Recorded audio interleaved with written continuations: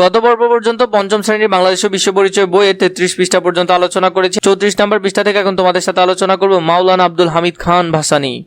ভাসানী সম্পর্কে আমরা অনেকেই পড়েছি, এখন আরেকটু বিস্তারিত পড়ব। মাওলানা আব্দুল হামিদ খান ভাসানী বাংলার মজলুম জননেতা হিসেবে সর্বাধিক পরিচিত। তিনি ছিলেন মজলুম জননেতা। মজলুম শব্দের অর্থ নির্যাতিত, নিপীড়িত।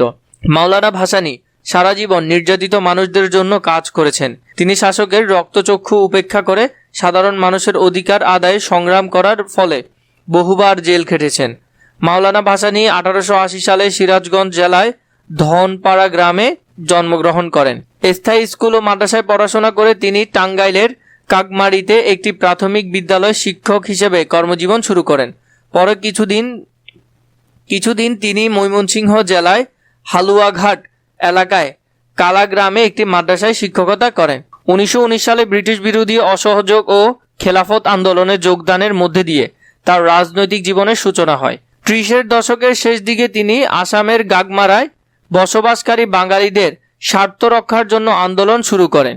এই আন্দোলনের ব্রহ্মপুত্র নদীর ভাসানচরের বন্যার কবল থেকে বাঙালি কৃষকদের রক্ষার জন্য তিনি স্বেচ্ছাশ্রমের ভিত্তিতে একটি বাঁধ নির্মাণ করেন। ভাসানচরের জনসাধারণ তার এই অবদানের স্বীকৃতি হিসেবে তাকে ভাসানী উপাধি দিয়ে সম্মান জানায়। 1937 সালে ভাসানী মুসলিম লীগে যোগ দেন এবং অচিরেই দলের আসাম শাখায় সভাপতি নির্বাচিত হন। তিনি সর্বদা সাধারণ মানুষের স্বার্থ রক্ষায় আন্দোলন ও সংগ্রাম করে গেছেন। ইংরেজদের বিরুদ্ধে তিনি অনেক আন্দোলনে সংগ্রাম করেছেন। পাকিস্তান প্রতিষ্ঠার পরে শাসক শ্রেণীর জুলুম নির্যাতনের বিরুদ্ধে তিনি পূর্ব বাংলার সাধারণ মানুষের অর্থনৈতিক মুক্তির জন্য সংগ্রাম করেন। 1952 সালে 21শে ফেব্রুয়ারি ঢাকার রাষ্ট্রভাষা আন্দোলনে পুলিশের গুলিতে ছাত্র জনতা নিহত হলে ভাসানী এর কঠোর প্রতিবাদ করেন। তাতে শাসক গোষ্ঠী রুষ্ট হয়ে 23শে ফেব্রুয়ারি তাকে তার গ্রাম বাড়ি থেকে গ্রেফতার করে জেলে পাঠায়।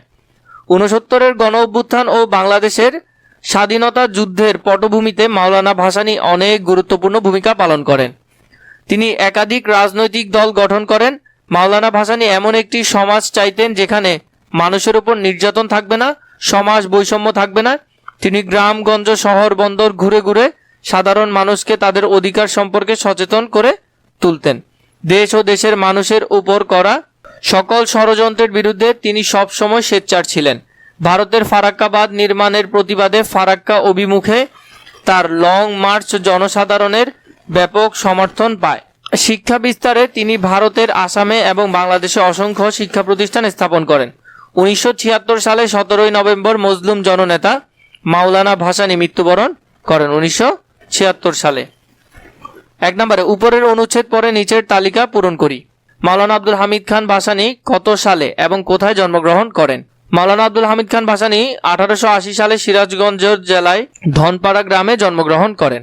এরপরে মাওলানা ভাসানীকে কেন মজলুম জননেতা বলা হয়? তিনি সারা জীবন শোষিত, নিপীড়িত ও সাধারণ মানুষের অধিকার আদায়ের জন্য সংগ্রাম করেছেন বলে তাকে মজলুম জননেতা বলা হয়। তার নামের সাথে ভাসানী শব্দটি কিভাবে যুক্ত হয়? ভাসানচর ও নদী ভাঙ্গন এলাকায় মানুষের পাশে দাঁড়িয়ে কাজ করার কারণে তার নামের সঙ্গে ভাসানী শব্দটি যুক্ত হয়। এদেশের মেহনতি মানুষের অধিকার আদায়ে তার জীবনী থেকে কি শিক্ষা লাভ করতে পারি সেটা আমরা এখানে লিখব। অন্যায়ের বিরুদ্ধে সাহসী হওয়া, সাধারণ মানুষের পাশে দাঁড়ানো এবং ন্যায় ও অধিকার আদায়ে আজীবন সংগ্রাম করা শিক্ষা লাভ করতে পারি। এরপরে বলেছে উপরের অংশটুকু পড়ে বাঙালি অধিকার আদায়ে মাওলানা আব্দুল হামিদ খান ভাসানীর অবদান লিখি। এখানে আমরা তার অবদানটি লিখব। শোষণ ও বৈষম্যের বিরুদ্ধে আন্দোলন গড়ে তোলেন, কৃষক ও মেহনতি মানুষদের অধিকার রক্ষায় নেতৃত্ব দেন, ভাষা আন্দোলন ও স্বাধিকার আন্দোলনের গুরুত্বপূর্ণ ভূমিকা পালন করেন। এরপরে আছে ঘতে মাওলানা ভাসানীর জীবন থেকে আমরা কি কি শিক্ষা গ্রহণ করতে পারি তা নিচের ছকে লিখি। অন্যায়ের বিরুদ্ধে প্রতিবাদ করা, সাধারণ মানুষের দুঃখ কষ্টে পাশে দাঁড়ানো, ন্যায় সত্য ও মানবাধিকারের পক্ষে আজীবন কাজ করা।